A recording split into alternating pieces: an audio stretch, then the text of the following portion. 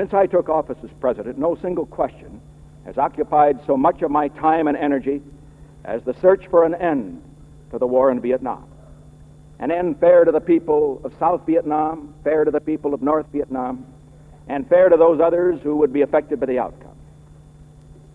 We in the United States want to end this war, and we are ready to take every reasonable step to achieve that goal. But let there be no question on this one fundamental point. In good conscience, we cannot, in the long-term interests of peace, we will not, accept a settlement that would arbitrarily dictate the political future of South Vietnam and deny to the people of South Vietnam the basic right to determine their own future free of any outside interference. As I put it in my address to the American people last May, what the United States wants for South Vietnam is not the important thing. What North Vietnam wants for South Vietnam is not the important thing. What is important is what the people of South Vietnam want for South Vietnam.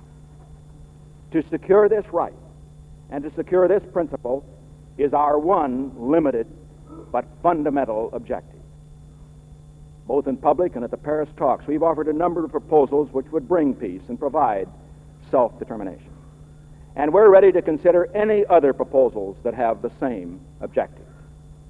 The missing ingredient so far has been the willingness of the other side to talk on any terms other than those that would predetermine the result and deny the right of self-determination to the people of South Vietnam. Once that willingness exists, and once there is a genuine willingness by the other side to reach agreement, the practical solutions can readily be found.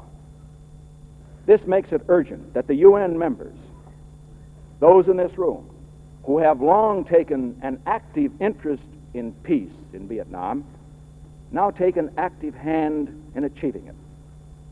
Many urge that if only we halted our bombing of the North, peace would follow. Nearly a year has passed since the bombing of the North was halted. 3 months have passed since we began the process of troop replacement, signaling both our own genuine desire for a settlement and the increased readiness of the South Vietnamese to manage their own defense. As I announced on Tuesday, by December 15th, our troop strength in Vietnam will have been reduced by a minimum of 60,000 men. On September 2nd, 1969, North Vietnam's chief negotiator in Paris said that if the United States committed itself to the principle of totally withdrawing its forces from South Vietnam, and if it withdrew a significant number of troops, Hanoi would take this into account. I repeat here today what I said in my speech of May 14th, that we are prepared to withdraw all of our forces from South Vietnam.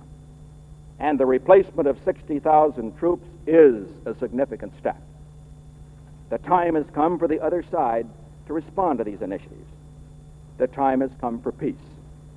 And in the name of peace, I urge all of you here, representing 126 nations, to use your best diplomatic efforts to persuade Hanoi to move seriously into the negotiations which could end this war.